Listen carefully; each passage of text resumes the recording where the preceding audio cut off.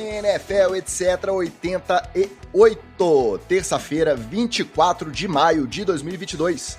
Eu sou o Ticas e estamos no ar mais uma vez desafiando o noticiário da off-season da NFL. Mas aqui você já conhece, aqui não tem tempo ruim.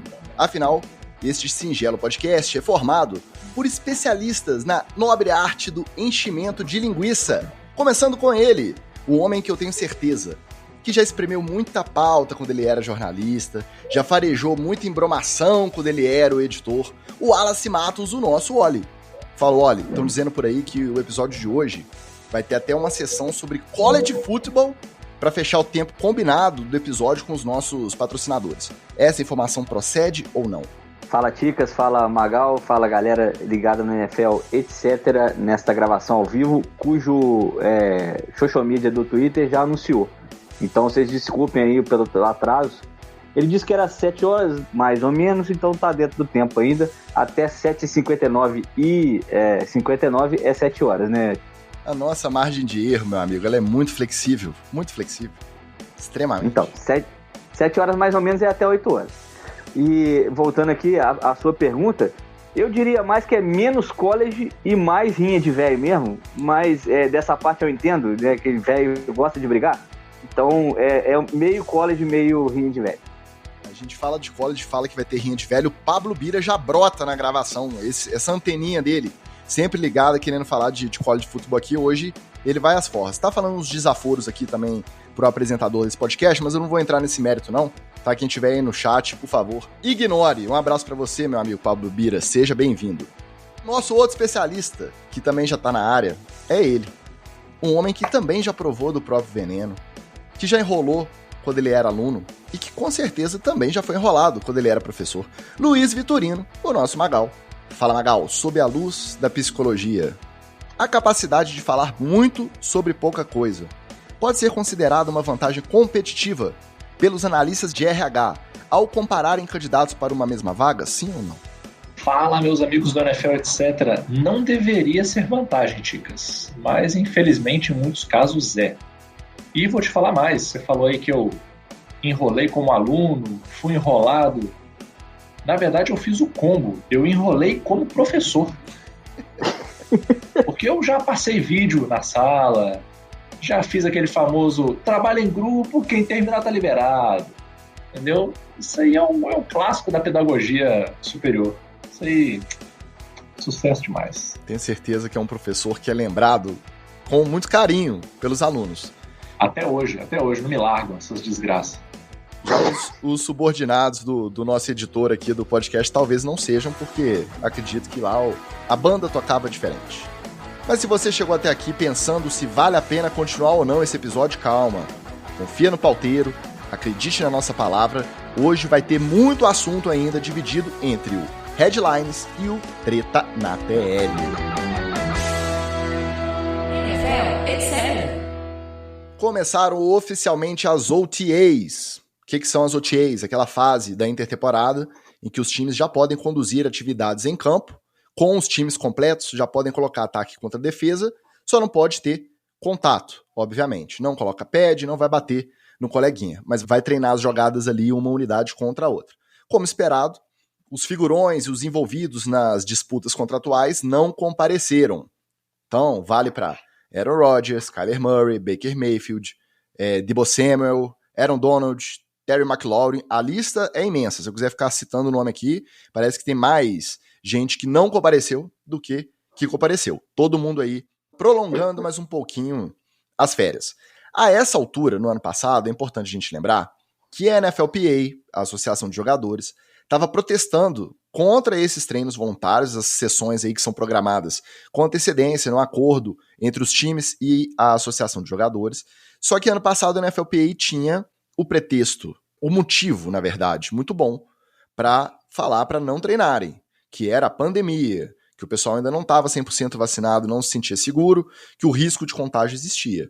Já esse ano, essa já não cola mais. A NFLPA nem se manifestou. Então, cada time, cada jogador decidiu no seu acordo ali com a comissão técnica, de acordo com a sua situação no time, por conta própria.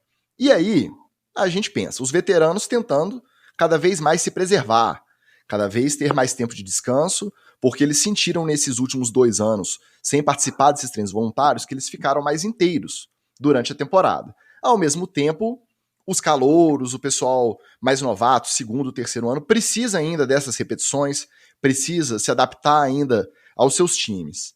Vocês acham que esse treino voluntário, nesse formato, está com os dias contados? Ele pode deixar de ser voluntário, ele pode virar obrigatório, ou pode liberar geral, deixa obrigatório só para training camp mesmo, ou vai nessa toada aí, quem quiser treina, quem não quiser só aparece lá no training camp e vamos que vamos. Ô, Ticas, eu tenho sentimentos misturados, né, sentimentos diferentes sobre esses OTAs. Eu acho que eles são importantíssimos, por exemplo, para quem está chegando no time, para quem está entrando agora na NFL, quem está até em segundo, terceiro ano, que ainda não se adaptou muito bem ao time, ou tem quem trocou de equipe para conhecer os novos companheiros, né, e até conhecer o ritmo de trabalho na próxima comissão técnica. Então, eu acho que esses caras têm que estar em campo, sim. Mas eu acho eles importantes também para os veteranos. Eu não concordo muito com a postura, por exemplo, do Aaron Rodgers, que deixa de ir nos treinos para poder ficar jogando golfe no Havaí, apresentando Jeopardy, por exemplo, fazendo aparição em corrida de NASCAR. Então, isso eu não concordo. Se é seu trabalho, vai lá trabalhar, cara. Vai lá fazer o que você tem que fazer. Porque eu sei, como recém-chegado num time de futebol americano, aprendendo, por exemplo, para mim, todo treino que eu tive com o Imperadores valeu demais. Valeu muito até os treinos que eram ruins na chuva, por exemplo, que eu não conseguia fazer quase nenhuma repetição. Eu aprendi a jogar deslizando, por exemplo. Então, assim, foi importante para mim como calouro e como veterano. Eu sei que eu tenho que estar no topo da minha forma, né, com 43 anos, para poder tentar atuar contra os caras mais novos e até contra caras mais velhos que já têm mais experiência. Então, mas nessa lista, por exemplo, que você citou aqui, que o Pauteiro colocou para você citar, tem muita diferença, né? Por exemplo, eu tenho certeza que o Aaron Rodgers está jogando golfe no Havaí, mas que o Aaron Donald está treinando, e até teve um vídeo dele essa semana, o cara vai para cima dele com a faca, meu irmão. Uma faca em cada mão, e ele tem que se virar para poder a faca não pegar na cara dele. É assim que o OTA dele começa assim, desse jeito. Obviamente, no time, lá no Rams, não tem ninguém com uma faca indo pra cima do Aaron Donald. Então, digamos que é mais intenso o treinamento dele do que o OTA. Mas, tirando a brincadeira aqui, eu tenho certeza que o Deebo Samuel tá treinando forte, o Aaron Donald tá treinando forte, na maneira deles. São caras que tem que estar no topo da forma para poder desempenhar. Eu só não concordo mesmo com a postura dos caras como o Aaron Rodgers, mas eu já não concordo com ele em muita coisa. Essa é a dificuldade, né, Magal? Por quê? Porque cada um tem o seu motivo. Um tá preservando, o outro prefere treinar com os parças lá na cidade que o clima é mais quente. O outro prefere não treinar nada, ficar indo pra balada e só apresentar no training camp. Aí a dificuldade de você ter uma regra geral para uma comunidade enorme de jogadores. Exatamente. Por isso que eu faço uso aqui das palavras maravilhosas de Chico Buarque. Quando diz vai trabalhar vagabundo, vai trabalhar criatura, Deus permite a todo mundo uma loucura. Então, eu acho que uma loucurinha aí, eu acho ok. O cara não foi treinar, fez uma apariçãozinha lá no NASCAR Racing. Tudo bem, o cara foi lá, apareceu, deu seu tchauzinho, beleza. Mas deu seu tchauzinho, beleza? E vai estudar vídeo no resto do tempo. Vai começar a preparar a temporada. O schedule já saiu. Você já sabe quem você vai enfrentar em cada semana. Você já sabe quem contratou quem. Você já pode começar a pensar, desenhar algumas coisas daqui para frente. Você já pode começar, cada jogadorzinho ali, fazer a sua lista de prováveis matchups aí do ano inteiro, pô. Você já sabe quem entrou, quem saiu. Você não sabe ainda quem vai ser titular, quem vai ser cortado. Mas, em muitos casos, já dá para você ter uma ideia, né? Os caras não vão cortar. Se você é um cornerback, por exemplo, os caras não vão cortar o wide 1 do seu time adversário. É muito difícil que isso aconteça. Então, provavelmente, aquele wide 1, o wide 2 são os seus matchups aí, dependendo da sua posição. Eu acho que começar a ir ao OTA, eu entendo o cara não ir. Isso eu entendo. Agora, o cara não estar nas facilities, eu adoro essa palavra. O cara tá lá nas dependências do time, estudando, treinando, malhando, trocando uma ideia com o coordenador, trocando uma ideia com o treinador. Isso aí eu já acho paia. Eu acho que o cara tem que estar lá. Pô. Uma coisa Como disse o Wallace, é o Aaron Rodgers virar e falar assim, ó, esse sistema aí eu tô indo pro terceiro? Não, tô indo pro quarto ano nesse sistema. Então, tenho recebedores novos, perdi meu alvo principal, mas eu tenho certeza aí que em 3 semanas de training camp eu tô na ponta dos cascos, não tem problema. Outra coisa, o Deebo Samuel virar e falar assim, não vou pra OTA, por quê? É voluntário, não é? Na prática não é voluntário? Eu não tenho bônus pra isso. Eu tô discutindo a minha situação financeira com o time. Beleza, quando eu chegar, eu vou estar no sistema do Shanahan, que eu já conheço, eu vou render a mesma coisa. Concordo. Cada caso é um caso. Agora, que deve ter um maluquinho que tá indo lá da bandeirada, tá virando a noite na balada, tá aprontando, isso aí é sem sombra de dúvida. Sem sombra de dúvida isso tá rolando. Agora, quem não vai poder, ou pelo menos não deveria, como disse o Wallace, veterano que trocou de time. Já David Clown não trocou de time, ficou lá nos Browns mesmo, só que gerou uma curiosidade na galera. Por quê? Ele tava nessa, era free agent, vai sair, não vai. Ele topou continuar por 11 milhões de dólares. Só que reza a lenda de gente séria, tá? Reporte de gente séria. Do Ian Rapoport, o repórter do Rapoport. Ele preferiu ficar lá, apesar dele ter recebido propostas melhores de outros times, tanto financeiramente quanto de extensão do contrato. Eram propostas para vários anos. E ele preferiu ficar nos Browns ganhando menos para um ano só. Os Browns nesse ambiente conturbado que a gente conhece por conta da chegada do Deshaun Watson e tudo que o envolve. Qual o sentido disso, Magal? Ticas, eu ia falar exatamente isso. Se eu não soubesse o nome do time, eu diria que pode muito bem ser uma questão meramente de vestiário. O cara, ele não é pobre, vamos combinar, né?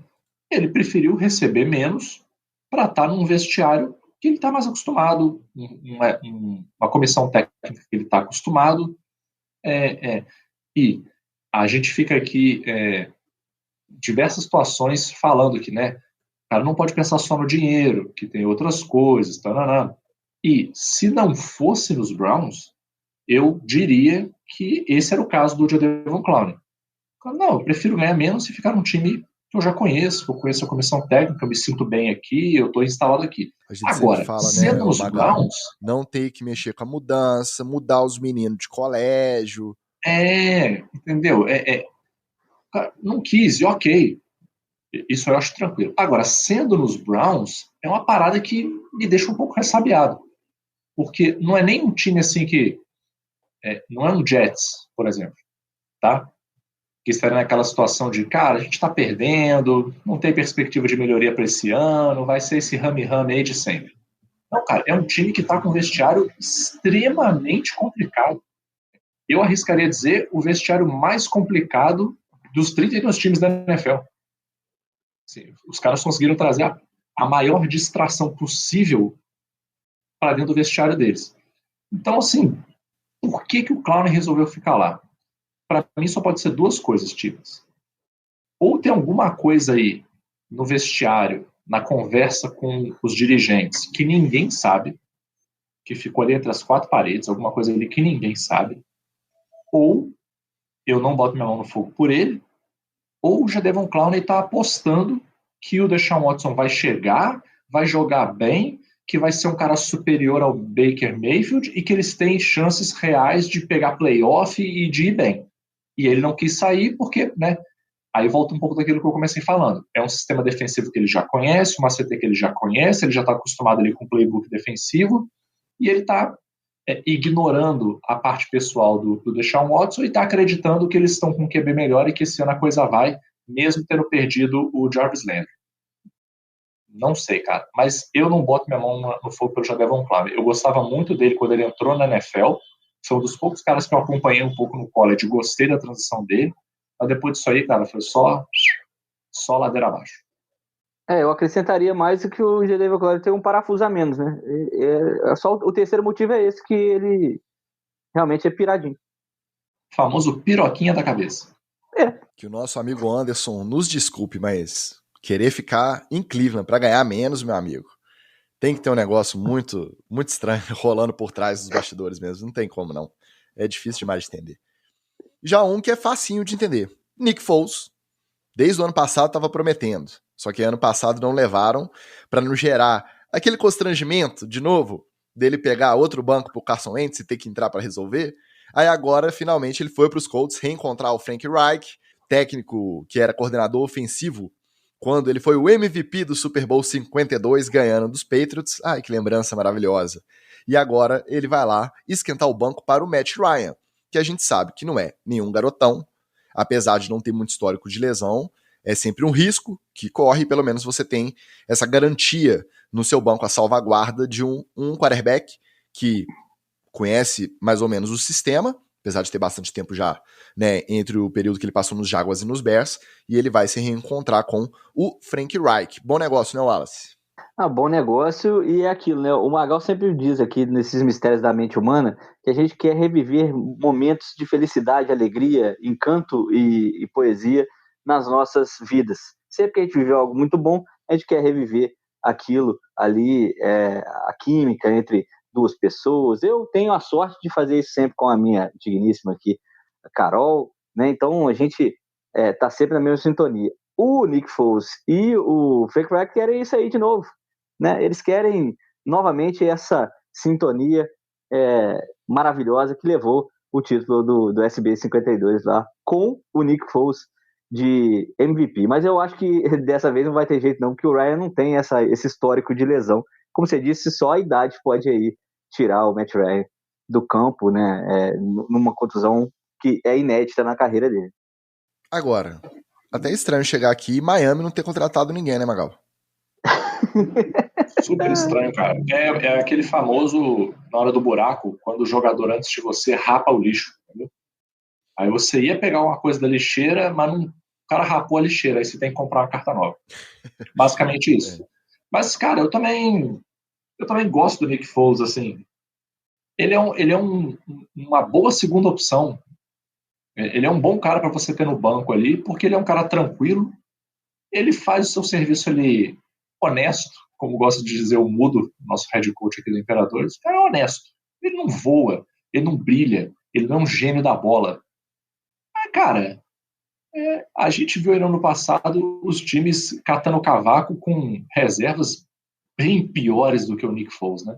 Então, você ter um Nick Foles ali guardadinho no banco é um investimento seguro. Também achei uma boa. Agora, uma não contratação, na verdade, uma aposentadoria. Essa me pegou de jeito, hein? Sam Koch. Quem que era o Sam Koch? Punter do Baltimore Ravens por 16 temporadas. Pique de sexto round lá em 2006. Recordista de jogos da franquia com 256. Perdeu na carreira inteira apenas um jogo por lesão. Vai continuar nos Ravens como técnico assistente lá dos Special Teams. 39 aninhos pro garoto. Já era uma coisa mais ou menos esperada, porque os Ravens gastaram uma pique de quarto round num punter. Não é comum a gente ver punter no quarto round, e esse ano foram 2 ou 3, se eu não me engano. Só o Bill Belichick que ia nesses aí, né? O long snapper, o punter no quarto round, era só o Belichick. Uns caras meio fora de round, né? Meio famoso reach, né? Os caras adiantam mais do que deveriam por conta da disputa. Mas esse ano até que tinha disputa pelo Jordan Stout. Porque os Bucks também estavam de olho e reza a lenda que talvez os Bengals também estivessem. Mas enfim, belo nome. Quando o time pega um cara pra chutar a bola, um punter de quarto round, você sabe que ele tá querendo fazer um investimento aí a pelo menos médio prazo. Ele não tá querendo arriscar perder o seu titular e testar free agent aí pra ver quem que encaixa. E aí, obviamente, eu fui lá assistir meus videozinhos, né, a despedida, a coletiva para anunciar a aposentadoria, a homenagem dos colegas de time. E não é comum, talvez vocês que são tarados com NFL, assim como eu, vocês saibam o nome dos Panthers dos times de vocês, vocês sabem? O Magal não sabe. O Wallace... Tá difícil de eu saber o Panther do Imperador, tô brincando, Chagas. Beijo. Então, não é comum você ter um cara que é tão identificado assim, que a torcida inteira reconhece, sabe quem é o cara. Não é comum torcedores de outros times saberem o nome do seu punter. E o Sam Koch, ele chegou nessa fase. Ele teve jogada de final do Super Bowl, em que ele, em vez de pantar na própria endzone, segurou a bola para queimar relógio, para não dar tempo do 49ers virar, em 2012. Então, um cara que ficou muito marcado, inventou uns chutes diferentes, batendo na bola de lado, e aí agora foi embora o Sam Koch. Eu vou parar de falar, alguém comentou uma coisa aí, porque eu fiquei emocionado, tá? Comenta qualquer coisa aí pra eu passar pra frente. Eu preparei um trocadilho maravilhoso para esse momento aqui. Vai estragar a emoção do Ticas. Não, segura. Esse trocadilho aqui, cara, é primoroso, cara. É top 3 trocadilhos que eu já fiz aqui no NFL, etc. Por causa da aposentadoria do Sankoch, o Ravens fez o Rich, né? E nesse ponto, eu acho que o Rich Valens.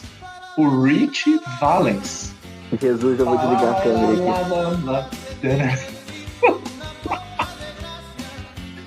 Cara, e olha, esse foi maravilhoso, cara. Eu acho que vale porque eu fiz o contrário do Ticas. Eu não fui olhar os vídeos da aposentadoria, fui olhar o vídeo dos velhos. Eu fui olhar o vídeo da juventude, da garotada que tá chegando. E, cara, esse moleque aí, ele joga uma bola maneira, cara. Bom, eu não fico vendo vídeo de Panther, né? Pra ter muita base também. Mas do que eu vi aqui como leigo, como orelha, eu achei bem maneiro, cara. O moleque tem uma pernoca malhada. A pernoca dele dá um pipoco legal na bola, cara. Achei que nesse ponto aí pode ser um cara que vai ficar, que vai chegar e vai cumprir bem o papel do Sankoch. O time não tá perdendo nada entre aspas, né? Com a vantagem, está perdendo muito, né? Com a vantagem de ter o Sankoch presente lá como mentor. Isso aí, cara, isso aí é o diferencial. É isso aí. Porque você bota um moleque novo na mão de um ST vagabundo aí, o moleque vai passar perrengue, né, cara? Você bota na mão de um cara experiente igual o Sankoch, a chance do moleque voar é enorme. E pra você que acha aí que o Panther não tem nada a ver com o jogo, experimenta começar 15 jardas para frente do que você deveria com um punch ruim. E outra, experimenta saber que você não pode confiar no seu punter, e se você é do Special Teams, o cara não vai acertar, ele não vai deixar a bola pendurada quando ela tem que deixar para poder os caras trabalharem, e aí você vai ver a diferença, né? O Império do Mal é construído muito assim, o Bill Belichick sempre fala que Special Teams ganham jogos, e é nessa hora, porque o punter, inclusive, é uma posição de muito sangue frio, né? Todo mundo tentando te acertar, todo mundo tentando te bater, e às vezes você tem que dar aquela neymarzada, né? Tem que dar aquela forçada no contato para poder o teu time ganhar a falta e ir para frente. E o Sankoch fazia isso tudo com maestria. E é uma posição muito ingrata também, igual a gente estava citando. A gente é tarado com a NFL, a gente acompanha o noticiário, a torta é direito. Eu não sei o nome de outro punter. Provavelmente, se eu tentar lembrar aqui, não vou lembrar. E isso vale até, às vezes, para os nossos próprios times. Outra coisa que a gente subestima e que é mais importante do que a gente imagina, o punter também costuma ser o holder. Né? 90% dos casos é o holder do próprio time. E o Justin Tucker, na mensagem dele lá, despedido do Sankoch, virou e falou assim, beleza, óbvio que punter, para ser Hall da Fama, é outro esquema, não é o caso. Mas é um cara que vai entrar no Ring of Honor, no Círculo da Honra lá, a tradução deve ser essa, é o Hall da Fama do time. Ele vai ter a camisa pendurada lá no Hall da Fama do Ravens. Vai entrar no anel do time. No anel. Isso. E o Justin Tucker falou, e que não se esqueçam que também eu só tenho os números, só sou considerado o kicker que eu sou, porque eu tive durante os meus 10 anos de carreira Sankoch segurando a bola e botando na posição certinha para chutar. E aí, aposenta com isso também, né? Sendo o holder do recorde de field goal mais longo da história. Mas desse cavalo de Justin Tucker. Não vai dar pra sentir saudade porque vai estar lá. E aí volta, quando a gente tá falando do draft, do tanto de pique que o Baltimore teve. Time que tem cultura bem estabelecida. Ligaram pro Sankoch avisando, a gente vai draftar um punter. O Aaron Rodgers, quando tava sentadinho lá em Green Bay, e o Green Bay quis draftar o Jordan Love, cagaram pra ele. Não se preocuparam em dar a menor satisfação. O Sankoch é um punter. O time ligou pra ele e falou assim, a gente vai draftar um punter, não tem nada decidido. E aí ele falou, ali ele já imaginava. Sentou e conversou. Você tem interesse em continuar no time como técnico? Ele falou, tenho, vou me aposentar. Draftado nos Ravens, aposentado nos Ravens e continuará nos Ravens. É time que... E mais, hein? Tem contrato, tá? Tem contrato. Esse ano ainda, se quiser voltar, pode voltar, se o menino estiver muito bem. Ou então, se, por exemplo, o próprio Justin Tucker estiver errando o chute por causa do holder, ele volta. Então, quando a gente fala coisa de time bem administrado, nessas pequenas nuances a gente entende como que funciona, e eu acho que o exemplo dessa aposentadoria foi um belo exemplo desse sentido. Ontem e hoje começou também o encontro anual de primavera da NFL. O Spring Break da NFL, todo mundo pelado. Não, desculpa, esse é outra coisa. Porque em Atlanta, se fosse lá em Palm Beach, igual aquele encontro anual, que é o primeiro lá do ano, até podia ser, mas em Atlanta eu acho que não tá nesse clima, não. A novidade desse ano é o programa de aceleração para técnicos e executivos representantes de minorias.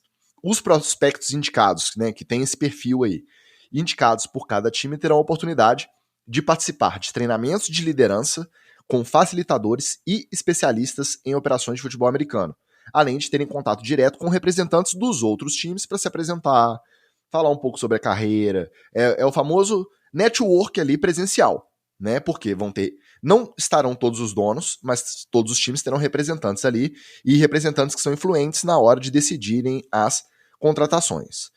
A gente só vai saber se uma iniciativa dessa, que a gente espera também que se mantenha a partir de agora, por todos os anos. A gente só tem como saber se isso vai fazer diferença lá no médio prazo. Quando a gente começar a ver os números das minorias em cargos de chefia, tanto comissão técnica quanto de front office, serem mais iguais, porque por enquanto ainda é muito desigual. Mas que essa ideia específica, pegar esses prospectos, treinar, fazer esse network ali presencial, parece que é uma ideia boa. O que vocês acharam? É uma boa ideia, Ticas, e digo mais, né? Assim como a política de cotas aqui para universidades brasileiras, eu fiquei reticente no início, porque isso pode parecer meio que muito mais dar o pão do que ensinar a pescar, né? Mas isso é uma política compensatória por conta das poucas oportunidades que essas minorias têm. Então, eu gosto muito da alegoria da corrida, né? Sai todo mundo na mesma linha de largada, mas quem é branco, quem tem olho azul, quem estuda nas melhores escolas, né, e sempre teve a vida inteira de oportunidades, sai uns 20 metros na frente do que as minorias e os negros e hispânicos, por exemplo, nos Estados Unidos, né, que acabam imigrando e tendo uma vida muito mais difícil. Então, tem que ter uma política compensatória assim, para oportunizar, para dar oportunidade para essa galera brilhar. Eu tenho certeza que entre eles tem tanto talento quanto tem entre brancos, indígenas e marcianos, tem talentos nas minorias também. Eu concordo, e eu vou dizer até mais. Eu acho que ajuda a quebrar um pouco de um argumento que o pessoal costuma utilizar, de que, mas isso aí não resolve o problema de fato, né? Porque se o cara fosse super competente, ele entraria na NFL de um jeito ou de outro, né? E eu confesso que lá em início dos anos 2000, quando apareceu a política de cotas, eu também pensava assim no início. Eu pensava exatamente isso. Eu falava assim, não adianta você fazer cota. A educação está errada desde lá do início. Você vai fazer um remendo aqui na frente, não vai resolver o problema. Só que o negócio é o seguinte, meus queridos. O problema é tão grande que não adianta você esperar a solução perfeita. A dívida é tão grande que qualquer coisa que você puder pagar, você já começa a pagar. Você paga agora. Você tem que pagar.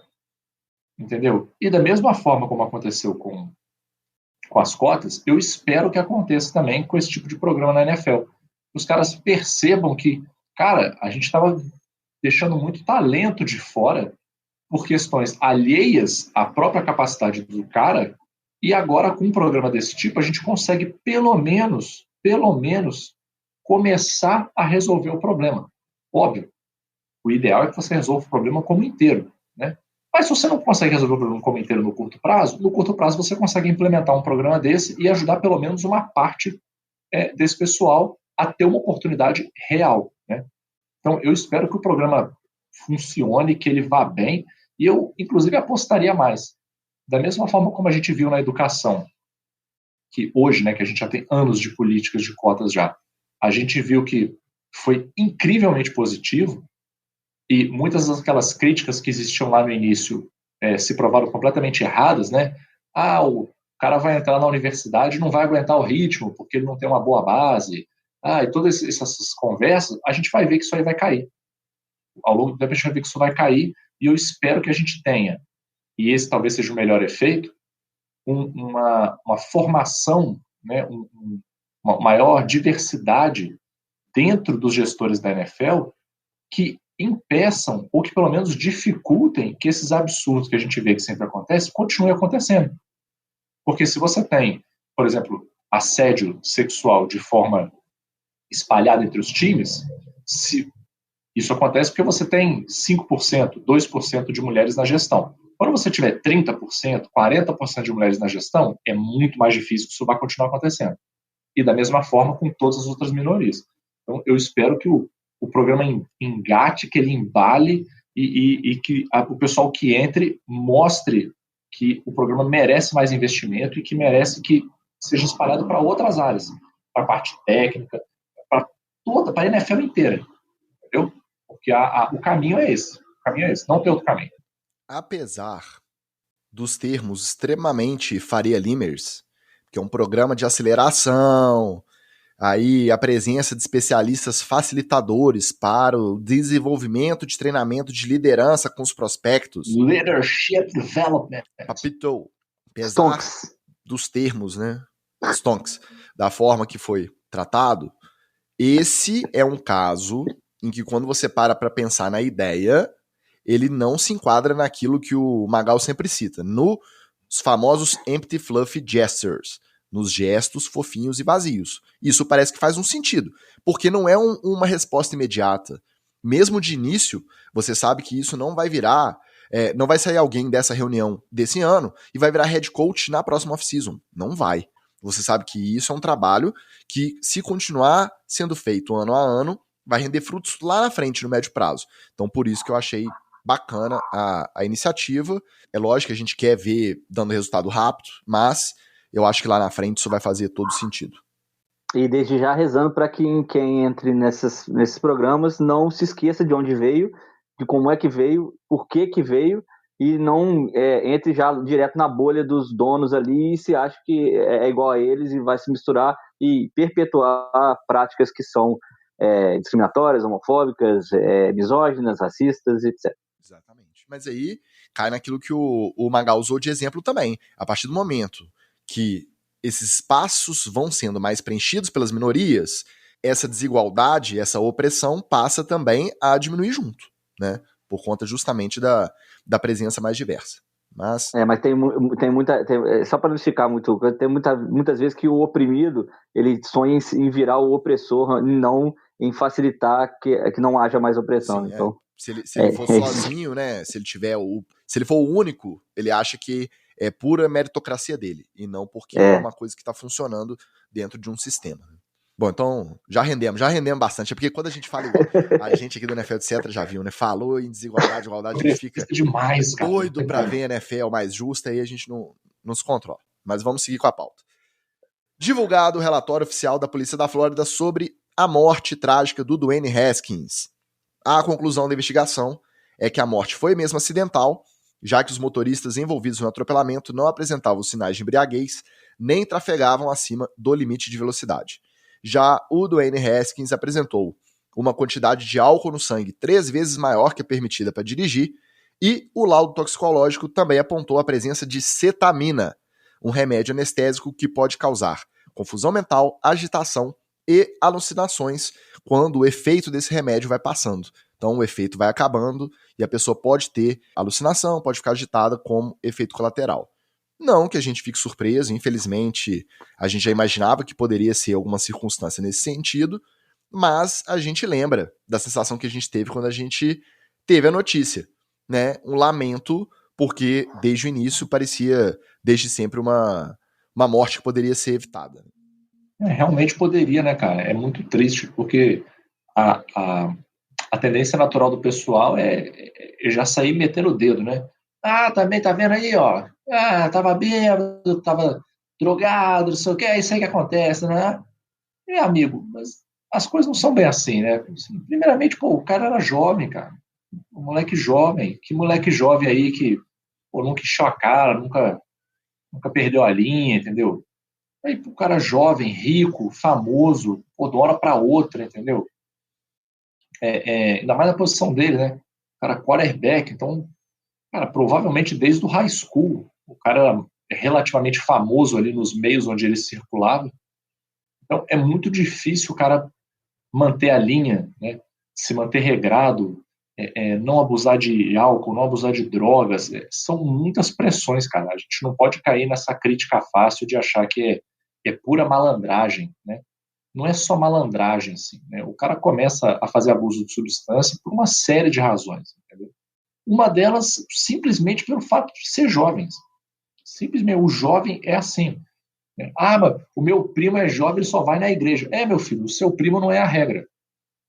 A regra é o jovem encher a cara, é o jovem dar um PT, fazer a família passar vergonha na festa. Isso aí que acontece. Aí você imagina, se acontece no nosso meio, que o pessoal não é famoso, você imagina num meio onde o cara é famoso, tem acesso, tem gente que, os famosos enablers, né? Os incentivadores, né? Os caras que permitem, que ajudam, né? Então o cara tem o brother que vai lá comprar droga para ele, tem o brother que vai lá comprar bebida para ele, tem a galera que tá perto ali e fala, não, vamos lá, vamos tomar uma asinha, pô, qual é, não sei o que, Paraná, pô, nada a ver, tá? Então é muito difícil, cara. É muita pressão na cabeça do cara e o cara é muito jovem para lidar com essa pressão inteira. A verdade é essa. Tem gente que vai bem, sim, a maioria vai bem, faz a sua merdinha aqui e ali, tarará, mas infelizmente um ou outro acaba sendo vítima dos riscos que estão associados aí. E, cara, eu posso até estar errado, mas eu não consigo criticar o cara numa situação dessa, entendeu? Eu só acho triste, era um moleque novo, tinha futuro, podia ter sido um grande QB na NFL e a gente nunca vai saber. Eu também, a gente lamentou muito e lamenta, né, que as suspeitas se confirmaram que ele não estava no uso total de suas faculdades mentais quando do atropelamento. Mas isso é importante para alertar justamente até para jogadores iguais a ele, que se expunham e se expõem muito, né? O Dwayne Haskins era um cara muito físico, muito rápido, saía bastante do pocket e tal, na faculdade, e que acabam fazendo muito uso de analgésicos e também anestésicos durante a carreira já do college, né? Já da faculdade. Isso não melhora na NFL. Esses caras fazem uso constante, e aí quando vão tomar uma cervejinha ou outra, acaba não dando nada, e eles vão, aí começa a forçar a barra, né? Aí você vai tomando 3, 5, 20, e aí uma hora a associação álcool com esses remédios, né, que geralmente nos Estados Unidos, por exemplo, tem uma epidemia de opiáceos, a gente já viu aí séries como House tratando sobre isso, né, o próprio Michael Jackson, o falecimento do Michael Jackson está associado ao uso de Propofol, que é uma substância dopante, né, e que é utilizada para dores. Então, você vê que numa sociedade que já tem esse tipo de doença impregnada, nenhum atleta consegue escapar desse tipo de tragédia. E esse ponto que você abordou, Wallace, ele é muito importante porque o cara que vem jogando em alto nível desde o high school, ele começa a fazer uso dessas substâncias, principalmente anestésica, muito jovem. E aí, ele começa a ter um contato mais próximo com essa substância. Ele começa a perceber o efeito que ela faz, a analgesia, tanto por conta do estilo do cara jogar e tá sempre machucado e tá sempre jogando, porque tem que render, quanto quando ele tá fazendo uso do remédio, ele, um dia eu vou tomar uma aqui porque não vai fazer mal. E aí ele tem uma onda diferente. E aí vira essa bola de neve que pode resultar numa tragédia dessa. E não só a questão dos opioides, né, dessa coisa da droga farmacêutica, por quê? Porque a famigerada guerra contra as drogas lá nos Estados Unidos, aqui também, ela é só contra o varejinho da maconha do pólen na esquina. Nessas grandes corporações farmacêuticas, eles não estão nem aí.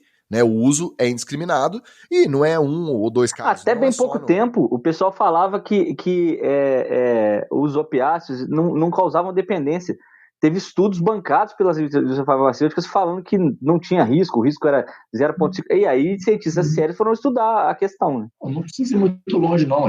É só a gente aqui, o amigo ouvinte aí, dar uma assuntada, dar uma perguntada aí no seu meio, se você não conhece alguém que toma um remedinho para dormir.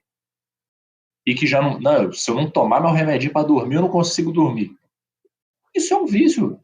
Isso é um vício, mas é um vício socialmente aceito, entendeu? Você não pode...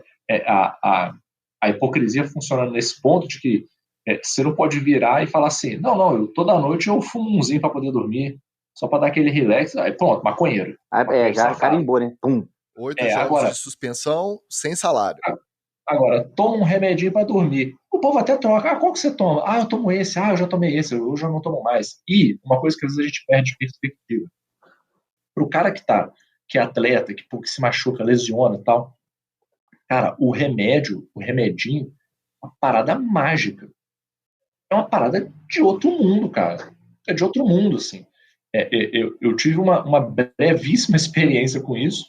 Uma vez eu tava malhando e eu dei algum jeito nas costas. Eu fiz alguma coisa assim que entre 4 horas da tarde e 10 horas da noite... Chama idade que você deu nas costas. Eu fui praticamente não conseguindo mais me movimentar. Foi doendo, aí eu fui ficando mais parado, aí doía. No final das contas, quando eu fui pro hospital, sem brincadeira, cara, eu levei 15 minutos pra sair do meu Celta e chegar até a porta do pronto-socorro.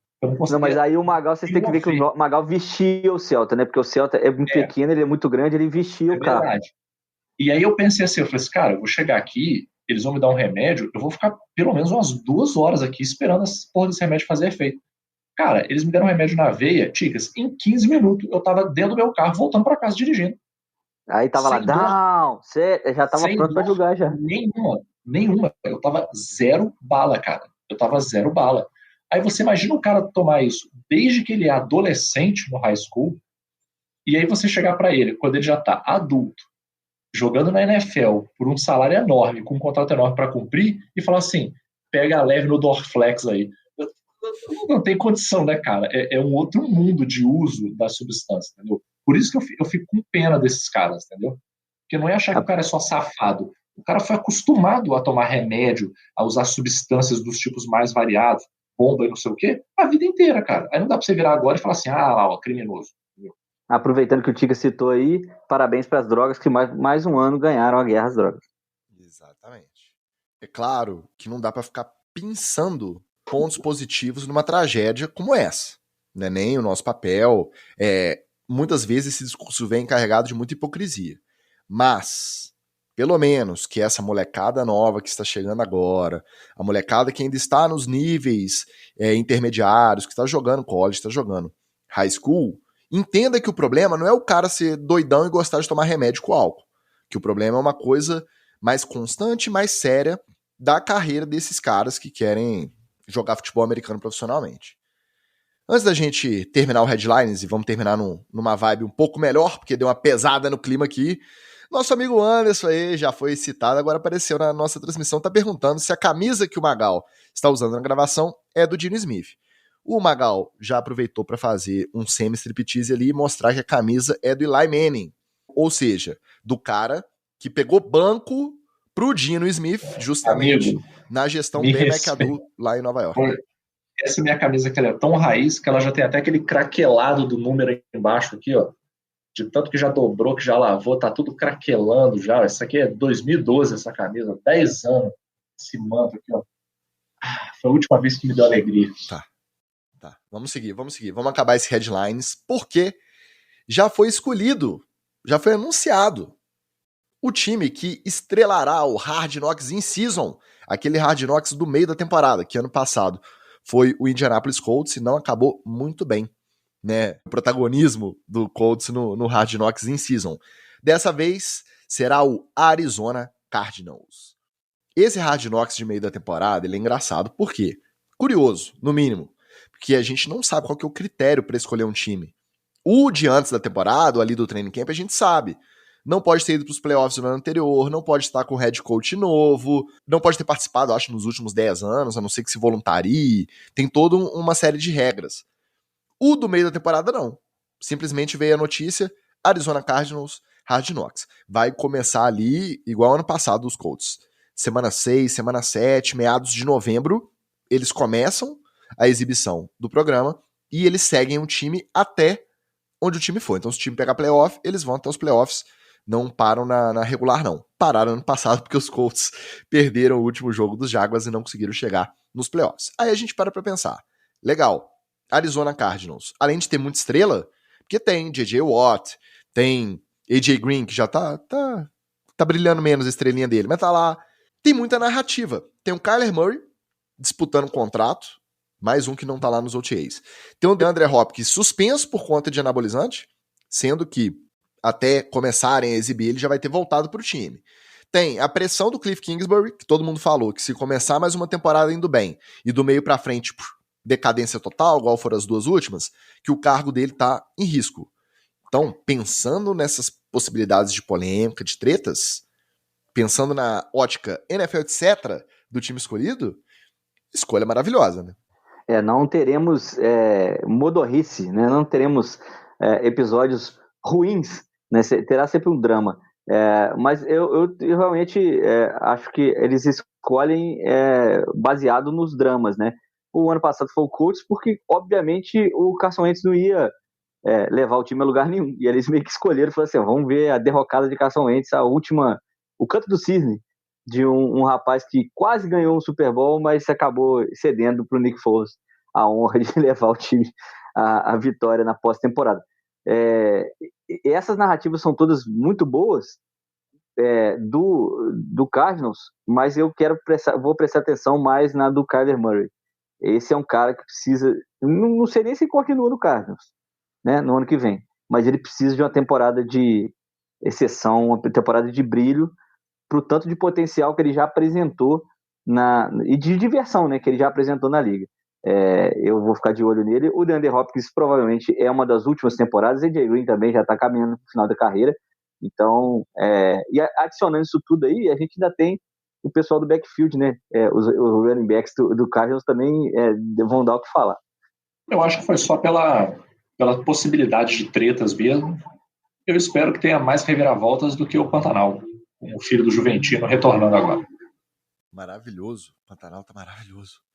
Agora, o Hard Knocks é uma coisa engraçada.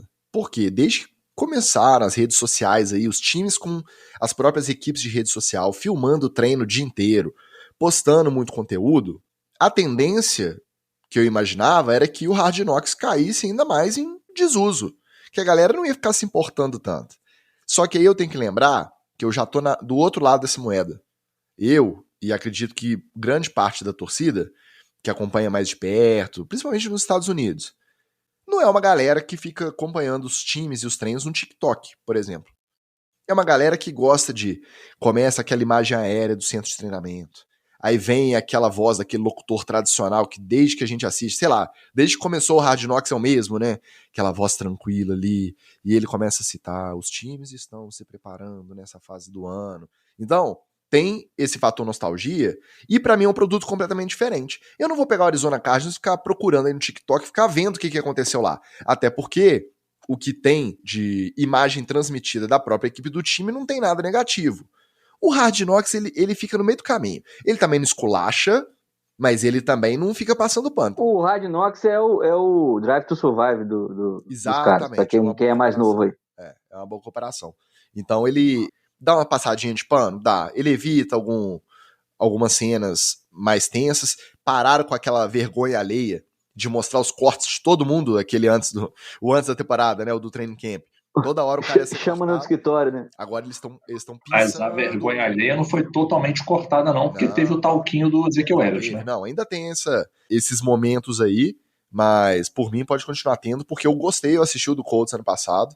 No do Colts, antes da derrocada, antes do último jogo, antes de ser eliminado, você já conseguia perceber ali que a relação não era grandes coisas, não era, né, aquela maravilha toda. E deu no que deu, um aninho e racharam com ele. Então tô doido pra ver o Kyler Murray no Hard Knocks também. Até que pra quem tava sem assunto, Headlines rendeu, né, meus amigos? Aqui é tipo o da Atena, cara. Você dá 15 segundos de vídeo, o cara faz 3 horas de programa. Vamos ver se sobra um pouquinho de tempo pra treta na TL. Infelizmente, o nosso amigo Anderson, que tá acompanhando a transmissão, essa aí ele não vai gostar, não. Ou vai. Vamos saber. Hoje, estreia nos Estados Unidos o programa HBO's Real Sports com Bryant Gumbel, o jornalista Bryant Gumbel. O que é esse programa? É um programa tipo documentário que contará com a participação de algumas das 22 supostas vítimas de abuso do Deshaun Watson. No programa, elas terão a oportunidade de contar as suas versões dos encontros, né, das massagens com o jogador, e também as suas reações ao saberem que ele assinou o maior contrato garantido da história com o Cleveland Browns, mesmo depois desses processos já estarem rolando. Esse contrato que pode valer aí até 230 milhões de dólares. Obviamente, a produção tentou entrar em contato com o Watson, perguntou se ele queria participar, se ele queria o direito dele ao contraditório, da versão dele, e ele se recusou. A assessoria de imprensa dele ficou só nas notinhas, né, justificou algumas coisas que foram perguntadas ali através de e-mail, mas uma coisa impessoal, não tem o Watson falando nesse programa. E isso chega numa fase em que a pressão por uma decisão da NFL, se vai suspender, não vai, se vai multar, não vai, o que vai ser feito do Deshaun Watson, mesmo se os 22 casos não forem resolvidos antes do training camp, que parece que não vão, se até agora não foram, mais de ano rolando, não vai ser nos próximos 2 meses que isso vai ser resolvido. Então, esse programa, sendo lançado hoje, deve aumentar bastante a pressão para a NFL tomar uma decisão, quaisquer que seja. Anuncia, então, não vamos suspender enquanto os processos não forem resolvidos. Porque o Browns pode virar e se programar. Beleza, deixou o Watson titular da semana 1. O cara que compra o ticket, aí, vale para os 2 caras. Tem um cara que vai virar e falar assim, eu só vou comprar o carnê da temporada se for para ver o Deshaun Watson jogar. Eu não vou comprar para ver o Jacob Brissett nem o Baker Mayfield, eu volto ano que vem. E tem o outro cara que vira e fala assim, eu tenho meu carnê aqui, mas se for o Deshaun Watson, eu não quero comprar, eu não quero ver esse cara que tá acusado disso tudo comandando meu time. Então, para essas decisões serem tomadas, para esse planejamento ser feito, precisa que a NFL se manifeste de alguma forma. E até agora nada.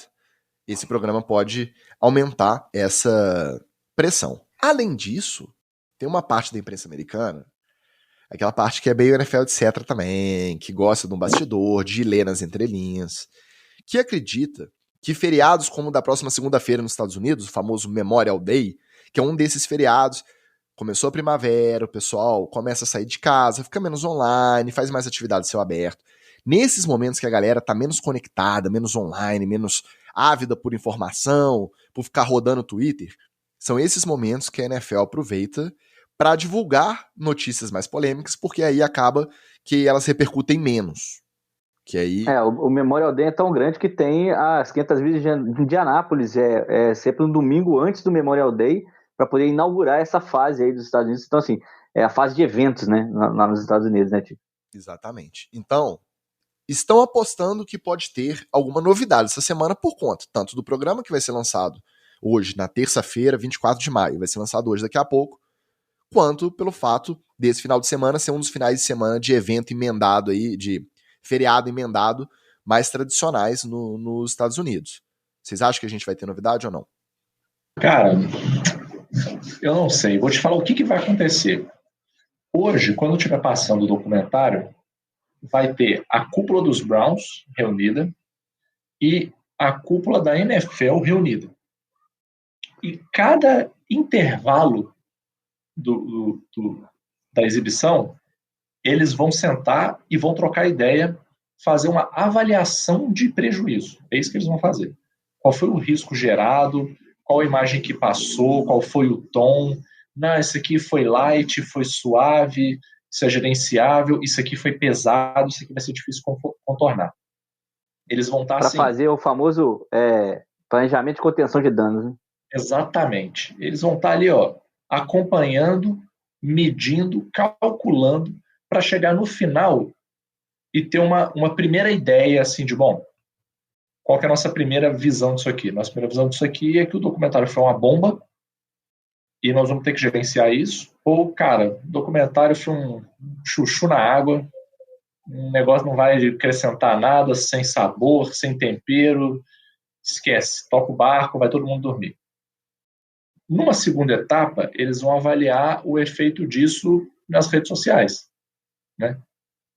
Que tipo de trending topics que vai subir no Twitter, vai ser mais positivo do que negativo, o que vai estar sendo comentado, para ver se existe algum nível de pressão com o qual eles precisem se preocupar.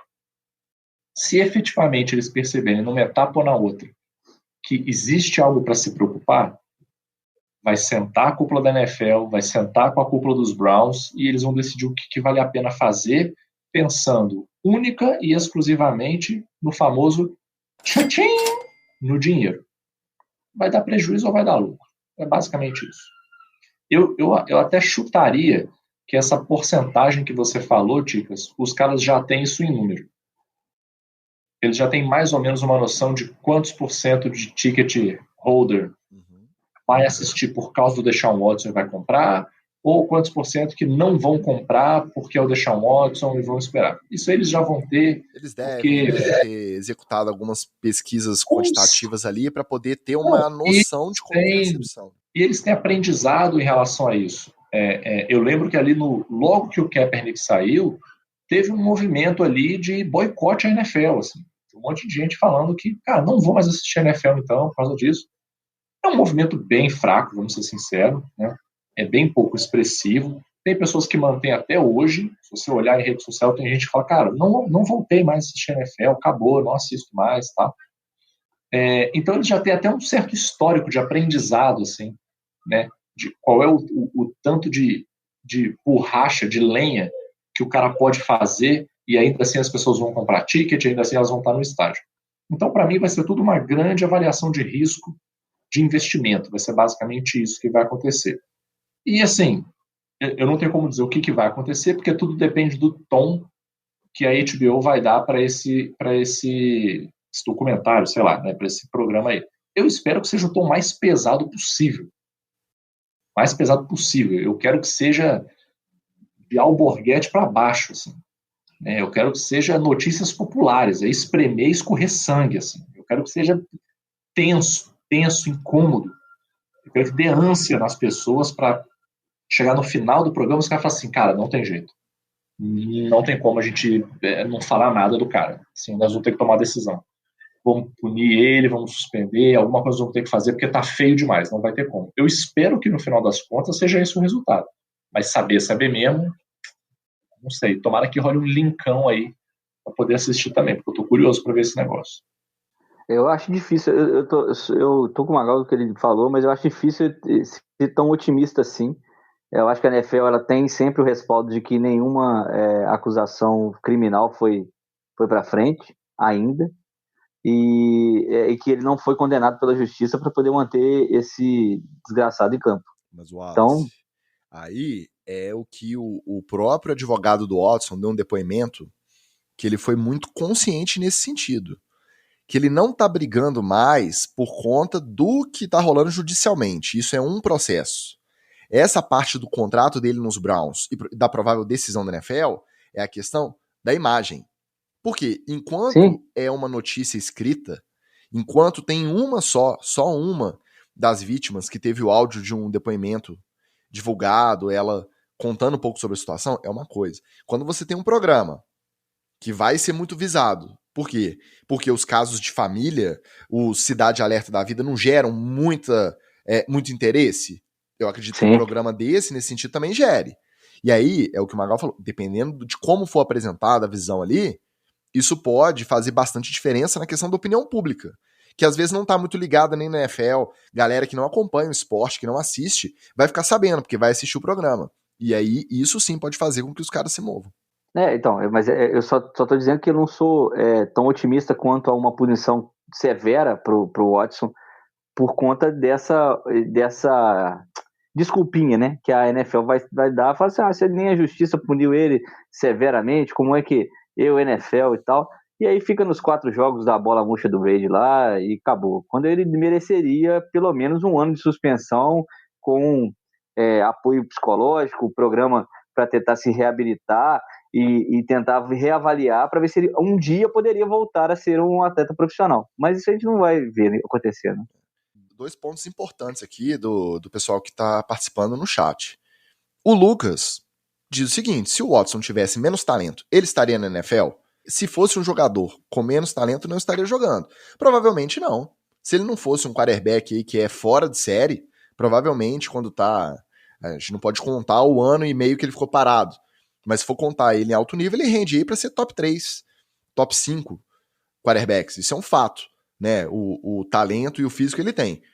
E o outro lado da moeda, que é o nosso amigo Anderson, que compartilha de todos os princípios que a gente defende aqui na NFL, etc., que é um cara que a gente sabe a opinião dele sobre a contratação do Deshaun Watson, esse dilema de você torcer para um time que faz um move desse, e ele fala que o mais triste sobre essa situação toda é que é só notícia ruim e degradação da imagem do time, que para essa temporada em si ele pode jogar, pode ganhar um playoff, pode fazer diferença aí na renda, no carnê da temporada, mas lá na frente essa imagem fica marcada, independente do resultado dos processos. Você só ouve falar do seu time nesse tipo de noticiário, é sempre falando mal, é sempre questionando se vai ser punido ou não, e realmente isso desgasta a imagem do time. Eu posso falar que o Miami está recebendo o Hill, mas posso falar também que o pessoal já meio que enterra a história do cara. Ninguém cita o Tyreek Hill sobre a ótica de que deveria citar. Esse cara tem que ser citado sempre assim. Tyreek Hill, aquele bandido. Tyreek Hill, aquele wide receiver que bateu na esposa, no filho, entendeu? Assim, espancou várias pessoas durante a carreira. E aí as pessoas meio que esquecem. Chita pra lá, e não sei o que lá, e preocupado se o Tua vai conseguir lançar a bola para ele.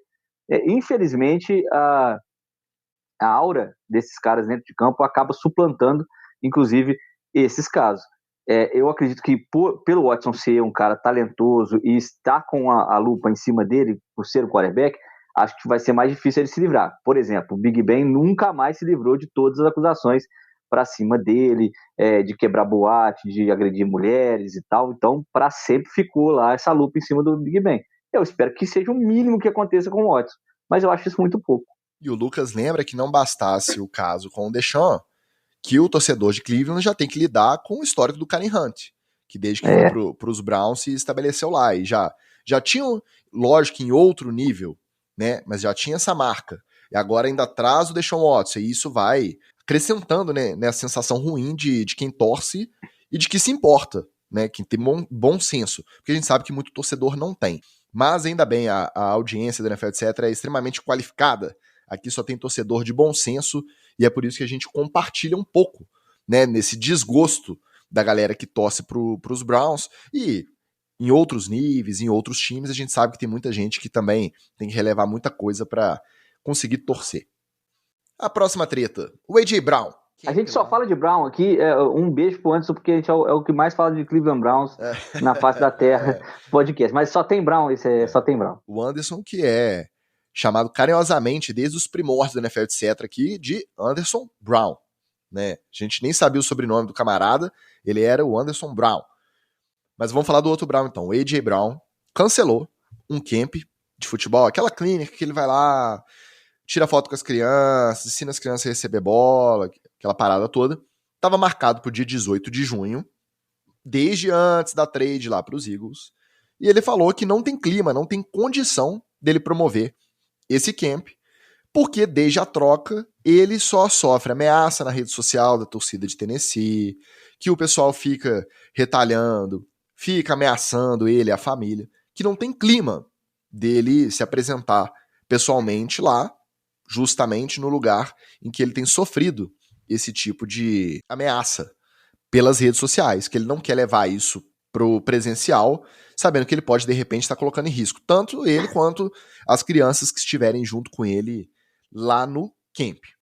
Eu acho que torcedor demonstrar insatisfação por conta de uma postura, apesar de que, nesses casos, a gente vê o torcedor sempre defender o time contra o jogador, sem pensar no cenário total.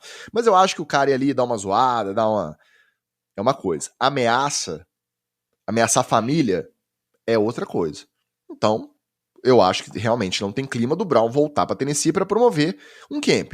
Eu só acho que ele podia ter decidido isso antes, sabendo como funciona a dinâmica das redes, sabendo que a galera tava falando para ele, quando ele nem tinha confirmado a trade ainda, mas quando ele tirou lá a Nashville da bio, né, do Twitter. Então, podia ter apagou as fotos do... Por quê? Porque eu tenho certeza que tem muito molequinho lá que tá assim, oba, mês que vem, tá chegando, mãe, quantos dias falta para ir lá pro training camp com o A.J. Brown? Então, isso é vendido com um ano de antecedência, né? Exatamente. Pra essa molecada, com certeza, é uma decepção. Podia ter decidido antes, mas eu não julgo a decisão dele, não. Não, também não. Até porque põe um dodói na cabeça ir lá e tentar alguma coisa contra ele ou até contra as crianças, não custa. Nesse mundo que a gente tá vivendo aí, a gente teve mais uma vez atentados aí nos Estados Unidos, agora no Texas, né? Para um doido maluco resolver fazer uma parada semelhante, porque o cara trocou de time de franquia de futebol americano. Aqui no Brasil não é diferente, né? Torcedor do dói da cabeça tem tudo quanto é lugar e para tudo quanto é esporte. Também acho que foi o timing da decisão que foi ruim, mas olhando para o outro lado, cara, se eu fosse um pai de uma criança que estivesse lá, eu ia estar bem revoltado, porque é melhor o seu filho receber aulas, né? Aprender a receber a bola com A.J. Brown, do que ficar pensando aí com quem o próximo que virá para Tennessee para dar uma clínica e tal. Pô, você já sabe que o cara é de excelência. Eu ia ficar bem, bem chateado. E até perguntar quanto é que custa uma viagem lá para Filadélfia para poder ensinar meu filho. A pergunta que eu sempre faço, na verdade que eu não faço não, é que eu sugiro que o torcedor deveria fazer, é fazer o famoso e daí? Ah, mas o A.J. Brown foi pro Eagles, eu acho isso um absurdo. Tudo bem, você pode achar um absurdo. E daí? E daí o cara é um profissional, velho. Ele trocou de empresa, é só isso. Não, aqui é Tennessee. Não, amigo, aqui é Tennessee para você que é torcedor.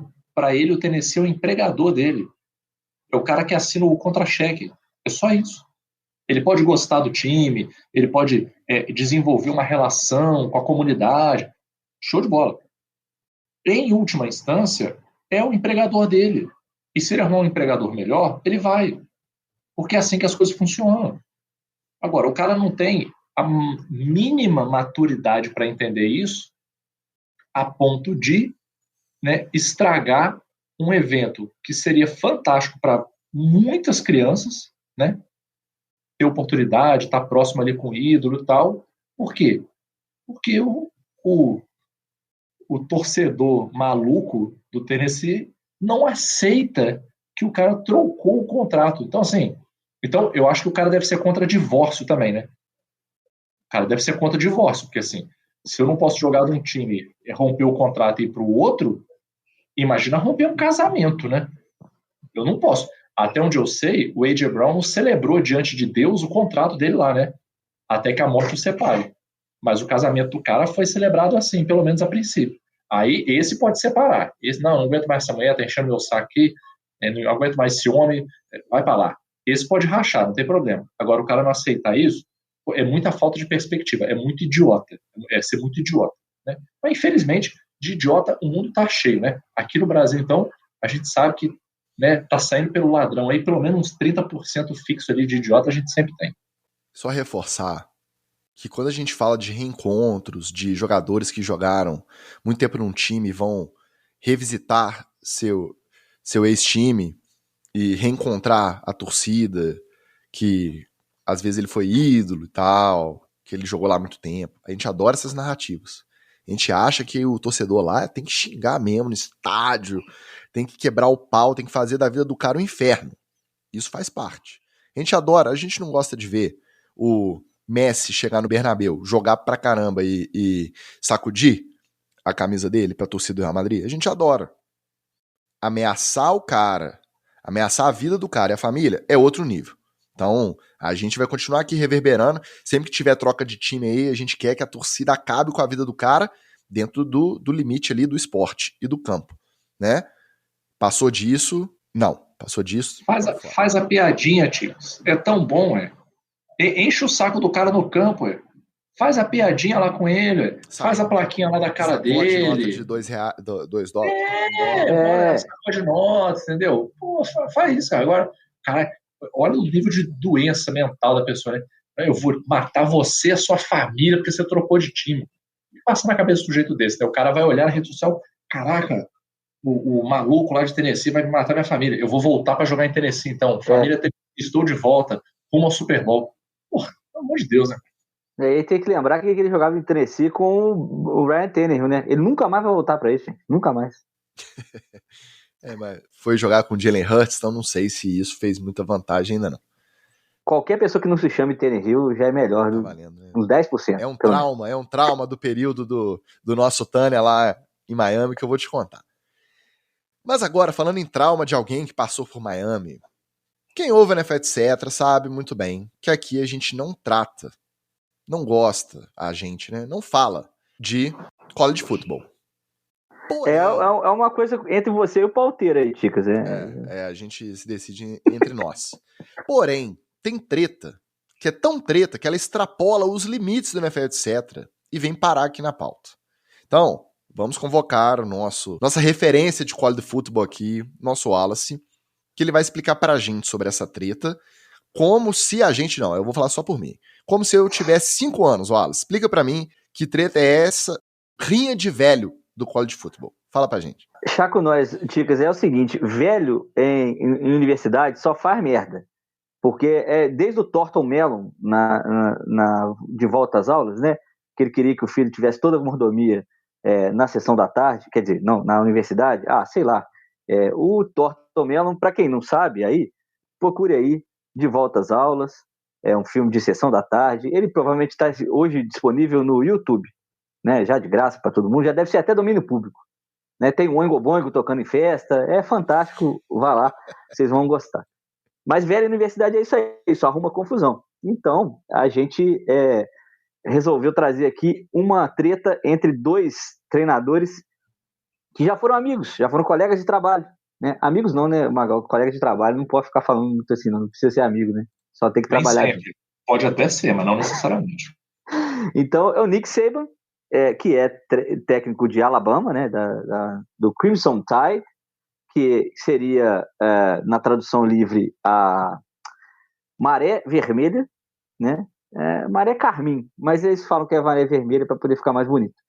E o Jimbo Fisher, que é o treinador atualmente da Texas A&M, né? Que são 2 das universidades mais tradicionais dos Estados Unidos no futebol americano. O Nick Saban, como eu expliquei para vocês, é o técnico de Alabama, e ele tem 70 anos e está lá desde 2007, ou seja, desde antes da gente se conhecer, Magal. Ele está treinando a universidade que ele atualmente treina. É velho. Assim, nessa universidade, ainda tem mais história. Ele conquistou o título máximo da NCAA, né, que é a Liga de Futebol Americano, a Liga de Esportes Universitários Americanos, né, em 2009, 2011, 2012, 2015, 2017 e 2020, já por Alabama. Já tinha sido campeão antes, em 2003. E nem em 2003, nesse período que ele comandou LSU, que é a universidade que revelou Joe Burrow, que atualmente é o quarterback do Cincinnati Bengals, ele ganhou o título em 2003 com o Jimbo Fisher no seu staff. Começa aí a relação pouco conturbada entre o Nick Saban e o Jimbo Fisher. Mas, voltando ao Saban, tem uns fatinhos aí lá, tipo NFL, etc., que ele implementou no college lá. Em 1990, ele é um cara sábio, embora seja treteiro, mas é um cara sábio. Ele negou ao nosso queridíssimo Urban Meyer um emprego. Urban Meyer escreveu lá, quando você manda o currículo para a pessoa, escreveu: eu quero qualquer emprego, eu só quero trabalhar com você. E aí o Nick falou: ou seja, conhece caráter, né? Ele já bateu o olho do Urban Meyer e já gostei. Já explicou pro cara: ó, comigo você não vai trabalhar. E ele treinou alguns caras famosos que estão até hoje na NFL.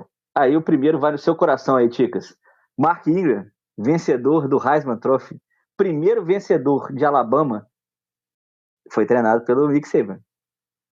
Tá com saudade dele? Bacana. Não, teve bom, mas saudade. Mas o legal que você falou disso do Heisman, porque teve o alinhamento Heisman triplo ali, quando ele ainda estava no time, Robert Griffin ainda estava, alinhou com o Lamar Jackson, e foi uma jogada inédita, 3 Heisman Trophies alinhados numa mesma jogada. Valeu por isso. Numa mesma jogada, exatamente. Mark Ingram, que hoje está no Saints, o Derrick Henry, que é o time do Texans, né? Não tá no Texans, né? É o time inteiro do Texans. O Devonta Smith, Titans. Que foi draftado pelo Eagles, hein? Do Titans. Do Texans, do Titans, o velho maluco confundindo os times. O Derrick Henry, que é o time do Titans, o Devonta Smith, que foi draftado pelo Eagles e tá lá sofrendo até hoje, e o Bryce Young, que é o vencedor do Heisman de 2021 e que vai ser e aí o Ticas vai ficar bravo, porque a gente já vai projetar para o próximo draft da NFL, vai ser um dos prospectos que mais vai ser concorridos no próximo draft. Ele que foi calouro, reserva do Mac Jones, que é o atual quarterback do New England Patriots, e hoje é o comandante lá do Crimson Tide. Então, ele não fica claro se o Saban também tem uma tretinha lá por Alabama, que tinham denúncias de assédio moral e sexual lá nos esportes de Alabama, mas não fica claro se o Nick Saban sabia e fez vista grossa, ou se ele realmente não sabia de nada. Nos casos, ele prestou depoimento, no caso não foi indiciado, algumas pessoas, alguns auxiliares técnicos foram punidos e foram expulsos de Alabama e foram até enfrentar algumas acusações, mas o Saban mesmo respingou nele, mas acabou não tendo mais repercussões esses casos para o Nick Saban. Na NFL, ele foi técnico assistente do extinto Houston Oilers, que virou a trivia aí, ó. Tennessee Titans.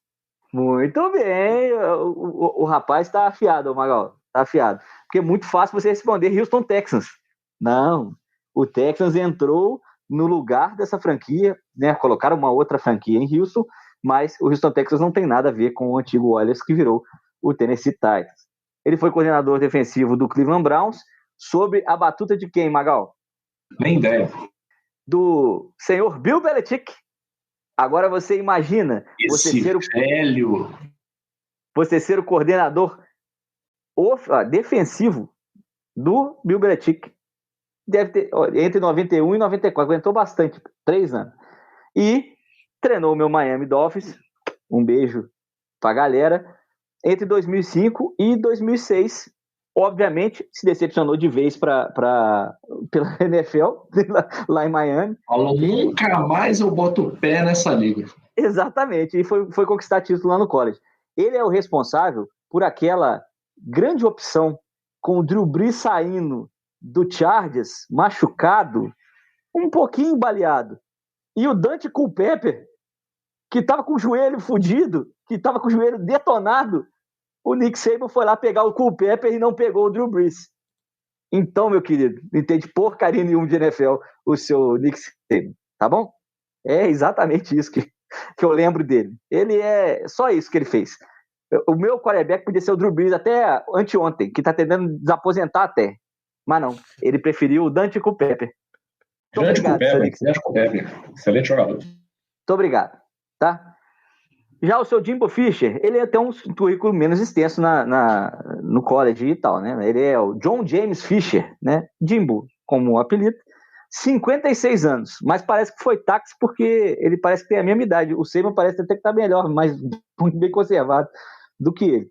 Ele é treinador de Texas A&M desde 2018 e venceu o college, o título máximo do college, em 2015 com o Florida State, né? Então, é um cara que já tem título já na era que o Nick Saban tava jogando, né? Então, tem treta ali, tem troca de bigodes, né?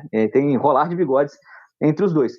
Eles não se enfrentaram nesse ano, tá? Eles não se enfrentaram, mas tem embate entre os dois.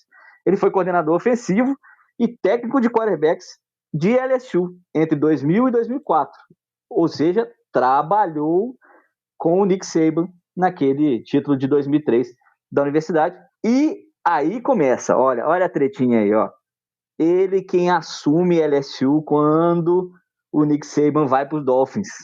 Ou seja, Nick Saban achou que ele ia ficar lá esquentando o banco, né, o lugarzinho dele, que ele podia voltar para LSU e tal. Nenhuma coisa, nem outra. Quando ele voltou, o Jimbo Fisher não estava mais em LSU, já tinha saído, e o próprio Nick Saban não conseguiu o lugar de volta em LSU. Ele foi para a Flórida, né? O Jimbo Fisher foi assistente lá até 2009, quando ele assumiu como head coach e ganhou em 2015 o campeonato. E em 2017 ele foi e assumiu o Texas A&M. Esses dois personagens aí estão na treta. E qual que é a treta? O Fisher, né, que foi assistente do Saban LSU, conhece bem os métodos do Nick de recrutamento e que é a grande polêmica dessa off-season do college. Por quê? Há anos o pessoal desconfia de como é que a Alabama consegue sempre os caras mais promissores do college para poder jogar para eles. Segundo o seu Nick Saban, é porque a Alabama é muito bom, é um sistema muito bacana e as pessoas querem jogar por Alabama, né? E todo mundo desconfia que toda grande universidade ela dá algumas benesses para esses caras que jogam futebol americano por lá, basquete, beisebol e outros esportes, né? Mas no recrutamento desse ano, o que mudou? Teve lá a Nil, né? O Magal, eu vou precisar da sua ajuda um pouquinho. Nome e imagem, isso é tranquilo em português. Agora, likeness, é difícil meter um sinônimo com L para traduzir.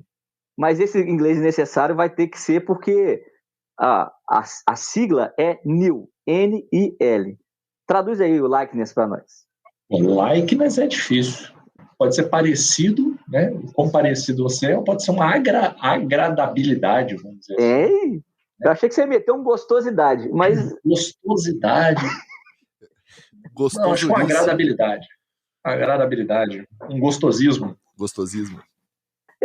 Então, é aquela regra nova, né, que a NCAA meteu para todo mundo, que você pode agora fazer contratos de imagem com o jogador ganhando dinheiro para poder fazer propagandas associadas a ele mesmo, a imagem pessoal dele, né, ao nome, à imagem e à gostosidade, ao nível de... Borogodó. O borogodó da criança.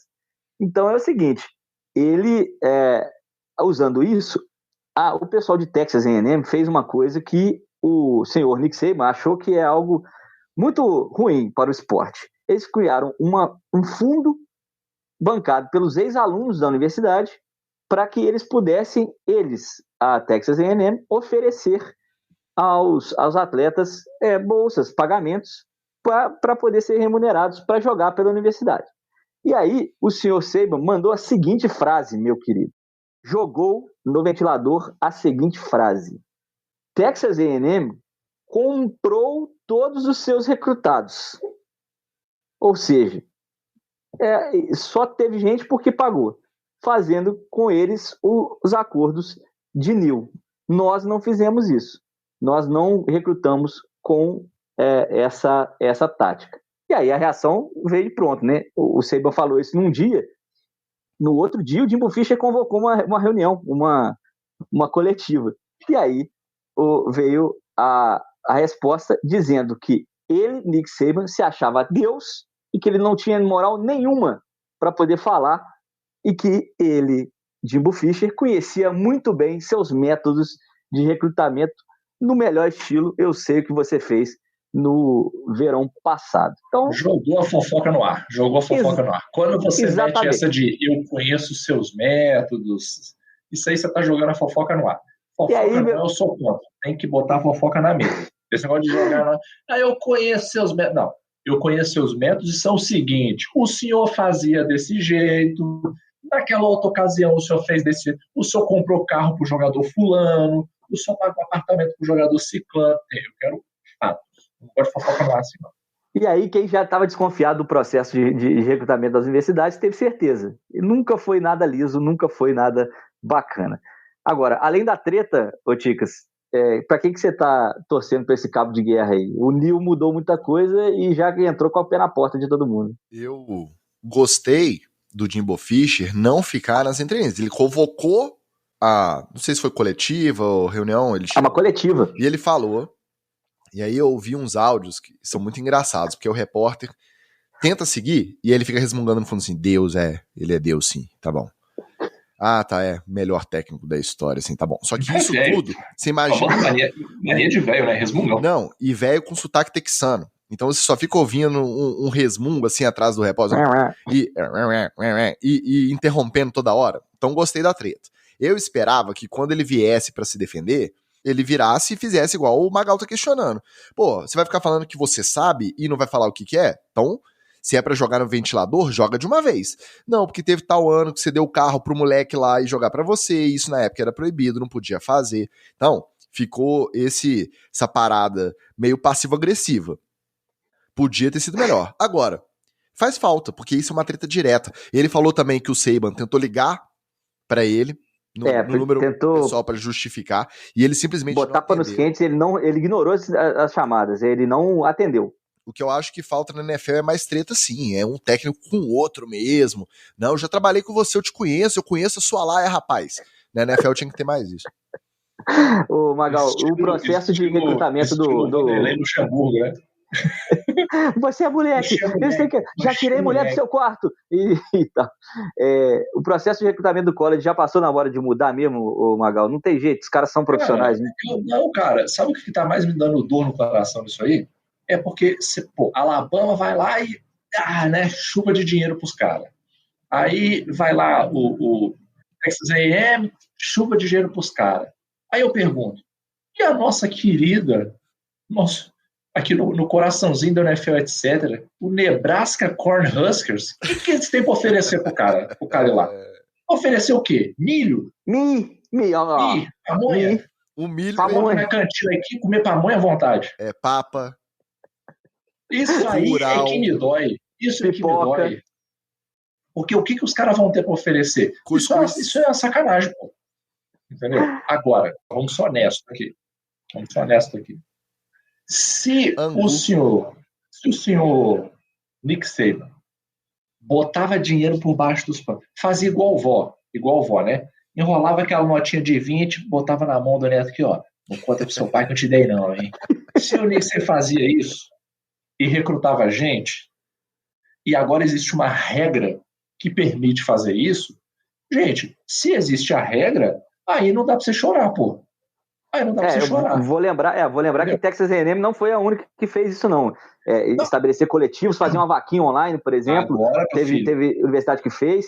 E quase tudo nessas universidades, até laboratórios, aula de prédio, são todos bancados por ex-alunos. Você faz a parceria que você quiser, entendeu?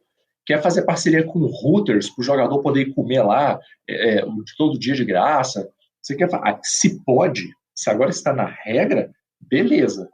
Agora, se a parada tá na regra, o cara fez, aí veio o Nick Saban lá falar que isso aí não pode não, e sendo que ele fazia, aí Nick Saban, aí me desculpa aí, meu filho, eu não te conheço, mas eu vou ter que ficar contra você aí, entendeu? Eu acho que não tem condição. Mas eu espero que essa treta não se resolva, porque vai que um dia eles se encontram, vai que sai uma agressão física, entendeu? Já tem encontro marcado, dia 8 de outubro, Alabama e Texas A&M. E vou te falar mais. O Jimbo, o ano passado, ganhou esse jogo. Foi o único confronto entre o Saban na história contra um auxiliar seu, né, que já tinha trabalhado para ele, e ele perdeu. Que ele perdeu. Os outros auxiliares, todos que jogaram contra o Saban, tomaram um vareio. Até me anima de ver um college, hein? E aí, nessa partida, o Jimbo já ganhou o ano passado, não teve lá muito bem no final da temporada regular, mas Texas A&M vem com uma seleção, segundo o próprio Saban, falou, pegou prospectos que eu queria, vem com uma seleção para cima de Alabama agora para essa possível revanche. Já tá quente o clima. Eu só espero que algum jogador aí, atual eu acho mais difícil, né? Talvez um jogador antigo apareça aí para dar o depoimento e falar: ganhei, Nick Saban me deu um Corolla para eu poder ir para a universidade, Nick Saban pagou meu fiéis. Alguma coisa eu espero que apareça, porque se ele pagou, tem um monte de gente aí que já recebeu. Tem gente que está na NFL, vai ficar de boquinha calada. Mas tem gente que saiu, que está vivendo hoje aí de fazer outras coisas, não deve nada a ninguém, pode aproveitar esses 15 minutos de fama, aparecer e falar assim, inclusive ainda tenho aqui, o Corolla 97 que o Saban me deu, esse aqui eu não vendo, tá guardado na garagem aqui, que foi o Nick Saban que me deu. Eu acho que, tem espaço aí pra gente ter um pouco mais de confusão nessa história. Ô, Ticas, apareceu um contador maluco aí, que igual você gosta de falar, que os caras não passam na NFL. O Jurandir que... Imagina, o Jurandir que não virou wide receiver.